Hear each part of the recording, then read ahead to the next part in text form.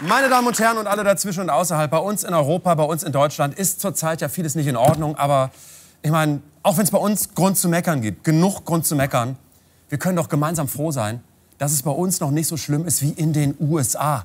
Die Vereinigten Staaten von Amerika, die USA, good Lord, good Lord. Was ist denn da los? Es ist soweit. Heute werden wir im ZDF-Magazin Royal, Ihrer uncancelbaren deutschen Satire-Late-Night-Show, mal ganz offen sprechen über das, was da gerade so abgeht in den USA. Show von Trump-Kritiker Jimmy Kimmel abgesetzt. Wie es dazu kam. Wie bitte? Was? Was? Nach heftigen Protesten. Jimmy Kimmel kehrt mit Late-Night-Show zurück. Hä? Wessen Late-Night-Show ist in den USA jetzt nicht abgesetzt, bzw. abgesetzt? Was? Trump-Kritiker Stephen Colbert verliert TV-Show. Meine Damen und Herren und alle dazwischen und außerhalb, es ist einiges los in Amerika. Und darum haben wir heute im ZDF-Magazin Royal extra ein amerikanisches Late-Night-Studio nachgebaut. Einfach, um in authentischer Kulisse mal mit Ihnen zu besprechen, was passiert da drüben auf der anderen Seite des Atlantiks. Was wir seit dieser Woche sicher wissen, das Late-Night-Machtverhältnis zwischen Deutschland und den USA hat sich gedreht. Es ist nichts mehr wie vorher. 80 Jahre lang haben wir zu den Amis aufgeschaut, aber seit dieser Woche schauen US-amerikanische Late-Night-Moderatoren zu uns auf, zu deutschen Late-Night-Stars. Wow, there he is. Mr. Berndt, I am terribly sorry to disturb you. Why are you then? Well, I'm just a huge fan. My name is John, and I host a late-night comedy show on HBO. Comedy? Yeah. I hate comedy. Deutschland! Deutschland, wir sind wieder wer. Der deutsche Bernd stiehlt dem englisch-amerikanischen John die Late-Night-Show. Das ist das neue deutsche Selbstbewusstsein gegenüber den USA. Yes! Raab bietet Talkmaster Jimmy Kimmel seine Show an. Absurd! Aber noch absurder ist, dass Jimmy Kimmel das sogar mitbekommen hat. I heard from late-night hosts in other countries, from Ireland and from Germany. The guy in Germany offered me a job. Can you imagine? This country has become so authoritarian, the Germans are like, come here. It's funny because it's sadly true. Yeah. Hey, Jimmy Kimmel, just to clarify, this is the German late-night show that German guy named Stefan Raab offered you to host. Enjoy. Thanks for bringing me out of retirement, Stefan. No pixels. No pixels, no pixels. Let's do some tricks. Go ahead. Here we go. We're going to start with knowing what time it is.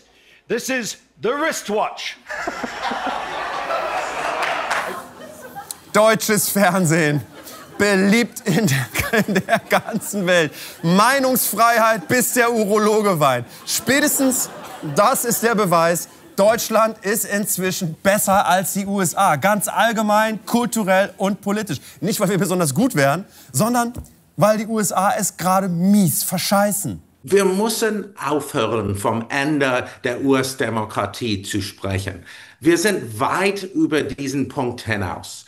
Die Vereinigten Staaten sind ein autoritäres Regime. Wir können diskutieren, ob es faschistisch ist oder nicht. Aber wir haben keine Grenzen mehr. Als Deutscher will ich das jetzt nicht direkt Faschismus nennen, aber ich meine, was meinen Sie? Wie sieht das hier für Sie aus? Extraordinary images out of Los Angeles tonight. Hundreds of National Guard troops now on the ground, deployed by President Trump. Definitely a chaotic scene on Eureka Street Thursday as Worcester police and ICE agents detained a mother and her 16-year-old daughter. That girl's face slammed into the ground as she was taken into custody. Trump and his acolytes have blamed the, quote, radical left for Kirk's assassination. Several businesses and organizations took action against employees for their public comments about Kirk's assassination. Der Mord an dem rechtsextremen Charlie Kirk. Warum bezeichnet das ZDF-Magazin Royal Charlie Kirk als rechtsextrem? Darum bezeichnet der Spiegel Charlie Kirk als rechtsextrem. Weil der Spiegel das auch macht. Bitte erst den Spiegel canceln und dann uns. Erst den Spiegel, dann uns. Spätestens seit der Ermordung des Rechtsextremen Charlie Kirk sind die United States noch weniger united als vorher. He was a missionary with a noble spirit and a great, great purpose. He did not hate his opponents. He wanted the best for them. That's where I disagreed with Charlie. I hate my opponent. And I don't want the best for them. I'm sorry. Wie tröstet man eine Trauergemeinde? Genau, mit Hass. Lieber US-amerikanischer Präsident, ich bin's, Ihr Stefan Raab. Und als Deutscher möchte ich Ihnen mal über den großen Teich zurufen, politische Gewalt und Hass, das zeigt unsere deutsche Erfahrung, sind keine Lösung. Nach Tod von Charlie Kirk. US-Regierung stuft Antifa als Terrorgruppe ein. Antifa. Eigentlich heißt Antifa nichts anderes als Antifaschismus. Antifa, das war mal das, was im Juni 1944 in der Normandie gelandet ist und die Nazis besiegt hat. Antifaschismus war mal US-amerikanischer Stolz. Und jetzt nutzt die US-Regierung die Ermordung von Charlie Kirk aus, um mit Antifa politische Gegner zu Terroristen zu erklären. Das ist, ich weiß nicht, ob ich das sagen darf als Deutscher, aber das ist politische Willkür. Just saying as a German. Ich sage nur, was ich sehe. Und schwammige Feindbilder wie Antifa zur Verfolgung von politischen Gegnern, auf dem Weg in Faschismus und Autokratie hat das, sage ich als Deutscher, Methode. Emergency Warning. Der Demokraten-Deep State hat Charlie Kirk getötet. Demokraten-Deep State hat Charlie Kirk getötet, sagt der rechtsextreme US-amerikanische Hass-Podcaster Alex Jones. Was ist denn der Deep State? Was ist denn dieser Deep State? Deep State, das klingt erstmal nach einer ganz normalen Verschwörungstheorie, wie die von der runden Erde oder der Wahnidee, dass die alten Ägypter den Strom erfunden haben. Die Pyramiden sind ja so strukturiert, dass auch die unterirdischen Tunnelgänge an dem Nil dran gelegen durch die kinetische Wasserenergie Strom erzeugt haben. So. Dann das Ganze mit der metalligen goldene Spitze obendrauf, aus dem Äther quasi noch Energie gezapft, also von unten und von oben Energie, die wurde dann verbreitet. So viel kann man, denke ich, schon mal sagen. Ja, kann man sagen, Kollege, muss man aber nicht unbedingt. Aber ey, Meinungsfreiheit, sag, was du willst, wir leben in Deutschland. Also, gehen wir mal ganz kurz weg von dem Timeline-Rauschen auf unseren Bildschirmen rund um Stephen Colbert, Jimmy Kimmel und Charlie Kirk und gucken uns an, was in den USA in der Realität passiert. Und zwar mittlerweile ganz offen. Der Deep State, das ist die zentrale Verschwörungstheorie und dem Transmenschen und Antifa und Migranten das zentrale Feindbild für die US-Regierung. Der Deep State, der tiefe Staat, bezeichnet eine in rechten US-Kreisen weit verbreitete Theorie, dass Geheimdienste, Sicherheitsbehörden und Ministerialbeamte eine Art Schattenregierung bilden, die ihre eigene Agenda verfolgt und sich der Kontrolle durch Präsident und Parlament entzieht. Ja, lustig, liebe Mitdeutschen. So was Ähnliches hat der Führer unseren Großeltern damals auch erzählt. Aber in den USA ist es jetzt also der Deep State. Der Deep State ist an allem schuld. I will shatter the deep state and restore government that is controlled by the people and for the people. Den Deep State zerschmettern. Das ist das Ziel des doppelt frittierten Big Mac Bolsonaro in seiner zweiten Amtszeit. Damit ihm sowas nicht nochmal passiert. US-Justizminister widerspricht Trump. Trump droht Verfahren zur Amtsenthebung. Ermittelte das FBI gegen Präsident Trump? Ja, verständlicherweise will darum der mächtigste senile Straftäter der Welt den Deep State jetzt zerschmettern. Alleine kann der Oompa Loompa in Chief diesen Plan natürlich nicht umsetzen, weil... Because also as a president, you need a great team. Ja, genau. Teamwork makes the regime work. Und gegen den Deep State arbeiten im US-Regime jetzt nur die klügsten Köpfe der Vereinigten Staaten von Amerika. Und er hier. My name is Kash Patel and I have written the first ever children's Russiagate book. It's called The Plot Against the King. Ha! Kinderbuchautor, Jurist und Deep State-Zerstörer Kash Patel. Jetzt sagen Sie wahrscheinlich zu Recht, Moment mal, gerade bei uns in Deutschland, vorsichtig bei Kinderbuchautoren in politischer Verantwortung. Das kann böse ins Auge gehen, das wissen wir. Was also qualifiziert den amerikanischen Ottfried Preußler mit dem verführerischen Hotzenplotzblick für einen Top-Job im US-Regime? Alles, was man über die Qualifikation von Kash Patel wissen muss, findet man hier in seinem Kinderbuch. Das ist es, das Original, The Plot Against the King, der Komplott gegen den König. Und in seinem Buch geht es, das ist kein Witz, ich habe es selber gelesen, um die fiese Königin Hillary Clinton,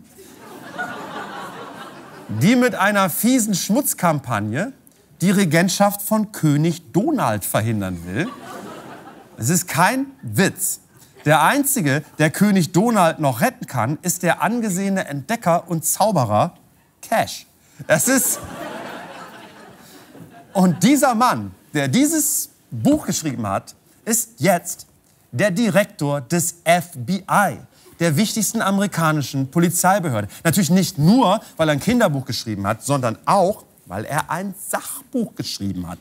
Dieses hier, Government Gangsters. The Deep State, the Truth and the Battle for our Democracy. Der Deep State, die Wahrheit und der Kampf um unsere Demokratie. Und weil Kash Patel wusste, dass der lachsfarbene Rolltreppenversager, dessen Gunst er mit solchen Büchern erlangen möchte, nicht so gerne Bücher liest, hat er aus seinem Sachbuch direkt eine Investigativdoku gemacht. Government gangsters are the group of individuals, career bureaucrats who have been installed by what we call the deep state into every agency and department in the United States government. Government Gangster. Der Deep State ist überall. Die ganze US-Verwaltung ist vom Deep State durchsetzt, sagt Kash Patel. Ob Jeffrey Epsteins Brieffreund diesen ganzen Irrsinn gelesen hat, das wissen wir natürlich nicht. Aber für ein Zitat vorne drauf, auf dem Cover dieses Buches, hat es gereicht. Wir werden diese Blaupause als Hilfe nutzen, um uns das Weiße Haus zurückzuholen und diese Gangster aus dem Staatsapparat zu entfernen. Ein Zitat des amerikanischen Präsidenten vorne auf diesem Buch. Innere Feinde aus dem Staatsapparat entfernen, sich das Land zurückholen. Ey, just saying als Deutscher kommt mir schon irgendwie wieder bekannt vor, auf eine Art. Also hinter den Kulissen nimmt Patels Vision eines FBIs unter Präsident Trump still und leise Gestalt an. FBI-Agenten wurden gezwungen zu gehen. Andere wurden ohne Begründung zurückversetzt oder beurlaubt. Ja. Außerdem zwingt Patel seine Mitarbeitenden zu Lügendetektortests, mit dem Ziel, die Quellen von Leaks aufzuspüren. Das ist die US-amerikanische Realität. Und zwar jetzt. Wer dem Supreme Leader nicht die Treue schwört, der arbeitet wahrscheinlich für den Deep State. Und er wird ausgetauscht. Und das passiert nicht nur im FBI, sondern auch in US-Behörden, die auf den ersten Blick gar nicht so viel mit Politik zu tun haben. Meteorologen sehen sich nun mit einer Trump-Loyalitätsprüfung konfrontiert, wenn sie sich beim Nationalen Wetterdienst bewerben. Ja. Weil der nackte König möchte Sonne. Los! Hoppala, vor lauter Aufregung. Entschuldigung. Am Sonntag dann mehr Sonnenschein von Norden. Verzeihung. Vorsicht! Wer dreimal hustet, macht sich verdächtig, zum Deep State zu gehören, Sven. Unter Papst Popanz dem 5 nach 12. hat sich in den Vereinigten Staaten von Amerika der Wind gedreht. Wer sich aktuell bei einer US-Bundesbehörde bewerben will, muss wirklich mit solchen Einstellungsfragen rechnen. Wie würden Sie in dieser Position dazu beitragen, die Dekrete und politischen Prioritäten des Präsidenten voranzubringen? Ja, wie? Dem König den Arsch lecken vielleicht? Das scheint für andere gut zu funktionieren. Tech-Milliardäre zum Beispiel. Well, thanks for hosting us. I mean, this is quite a group to get together. I want to thank you for including me this evening. Thank you for being such a pro-business, pro-innovation president. It's a very refreshing change. Thank you for incredible leadership, including getting this group together. Thank you, Bill. That is very nice. Arsch geleckt. Mark Zuckerberg, Tim Cook, Sam Altman, Bill Gates, einige der reichsten und mächtigsten Männer der Welt, stecken bis zu den Schlüsselbeinen im 12-Fingerdarm des autoritären Wirbelwinds aus Bad Wasserbein. Oh, Vorsicht, fliegendes Sandwich. Motherfucker! Ja.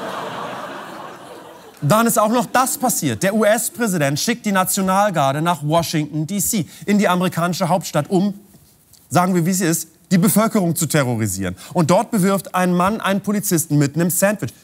Kann ich das noch mal sehen? Eigentlich ganz witzig.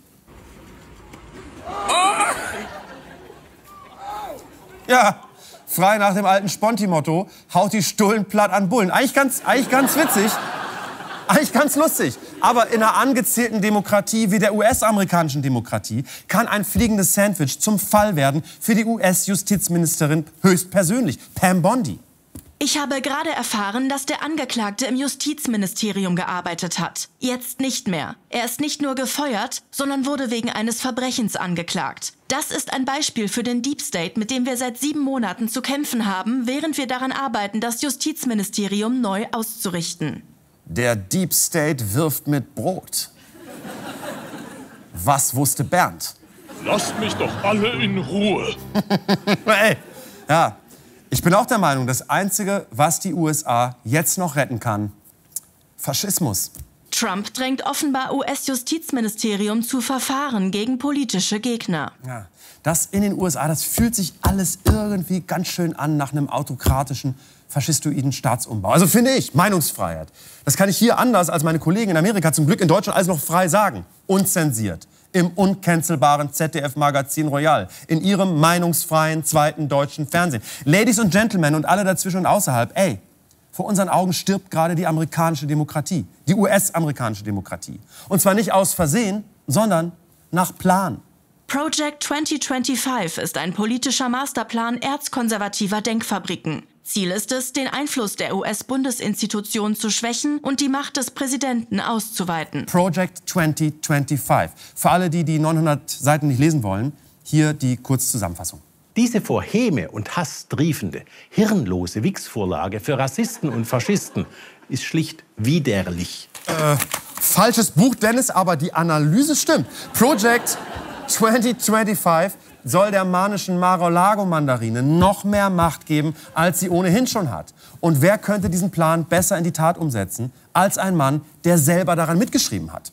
Der Mann, der inzwischen nach Meinung von Eingeweihten die Fäden in den Händen hält, ist Russell Vought, nominell Direktor des Office of Management and Budget im Weißen Haus. Russell Vought, der sich hier gerade auf die Frage meldet, welcher Atze gerade genatzt hat, verwaltet im Weißen Haus das Geld der US-Bundesbehörden. Und wenn man ihn mit versteckter Kamera filmt, dann sagt er auch ganz offen, was er wirklich mit den USA vorhat. I want to be the person that crushes the deep state. I think there's a lot of different ways to do that. It is defunding it, it's impoundment, the ability to not spend money, it's getting rid of their independence.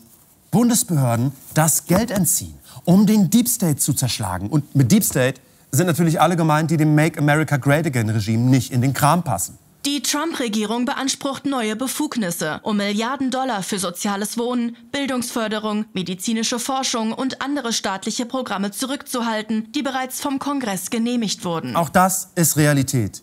Gerade jetzt. Gelder bekommen Bundesbehörden erst, wenn sie politisch stramm sind auf Präsidentenkurs. Was das US-Parlament sagt, das eigentlich die Macht des Präsidenten begrenzen soll, ist scheißegal. Das kümmert niemanden mehr. Das ist das, was Russell Vought in den USA gerade umsetzt. Das Parlament übergehen und das Weiße Haus zum Staat im Staate machen. Das Weiße Haus zum Staat im Staate machen. Moment mal. Statt den angeblichen Deep State auszurotten, zielt Trump darauf, tatsächlich einen Staat im Staate zu errichten. Mit dem Ziel, eine Regierung zu bilden, die mächtiger und parteiischer ist als jemals zuvor in der Geschichte des Landes. Kann das sein? Unter dem Vorwand, den Deep State zu bekämpfen, baut das Spukgespenst von Schloss Schlaganfall gerade seinen eigenen Deep State auf? Unglaublich. Ja, unglaublich, Christina Schröder. Und das alles passiert jetzt gerade, während Sie vorm Fernseher sitzen und nach alten Beefies in der Sofaritze wühlen. Die US-amerikanische Demokratie, der wir unsere deutsche Demokratie zu verdanken haben, macht unsere alten deutschen Fehler. Nur in Farbe und mit uncooleren Uniformen. The turntables have turned. Verstehen Sie? The turntables have turned. Das Blatt hat sich gewendet. Wir sind an einem historischen Wendepunkt der deutsch-amerikanischen Beziehungen. Nicht nur in Sachen Late-Night-Unterhaltung. Go, Bernd, go! Wir Deutschen sind nicht nur dort, sondern überall besser als die USA, vor allen Dingen politisch. Denn sowas wie bei denen da drüben, das kann bei uns in Deutschland nicht nochmal passieren. In einem Interview im November 2024 behauptete Parteichefin Alice Weidel, ein tiefer Staat in Deutschland würde Lügen über die AfD verbreiten und gezielt versuchen, die AfD zu diskreditieren. In den nächsten 2 bis 3 Jahren. Und dann schauen wir mal weiter. Aber jetzt genug von der Seitenlinie aus zugeschaut und nichts gemacht. Wir, das ZDF-Magazin Royal, wir sind eine interventionistische Sendung. Wir verlassen jetzt unsere westdeutsche Wohlfühloase Köln-Ehrenfeld und wir gehen dahin, wo die wichtigen Fragen unserer Zeit nicht nur gestellt, sondern auch beantwortet werden müssen. Wir packen jetzt an. Genug zugesehen. In den nächsten 4 Wochen sind wir mit dieser Sendung in Berlin. Kennen Sie vielleicht, ist eine Stadt in der Nähe von Potsdam. Das ZDF-Magazin Royal reist in die Bundeshauptstadt, ins Herz der Macht. Wir melden uns in den nächsten 4 Wochen aus Berlin. Wir ziehen komplett um mit der ganzen Sendung und wir senden aus dem Haus der Kulturen der Welt. Die Schwangere Auster, weltberühmt von den Amerikanern ins freie West-Berlin hineingesetzt, eine echte Zeitkapsel und in der Nähe der amerikanischen Botschaft vom Reichstag, Spuckweite zum Kanzleramt. Friedrich Merz, macht die Bockwurst warm, wir kommen, mischt schon mal die Romy-Karten und macht die Besucherritze frei. Ich muss noch irgendwo schlafen. Das ZDF-Magazin Royal kommt zum Kuscheln nach Berlin. Seien Sie mit dabei oder nicht?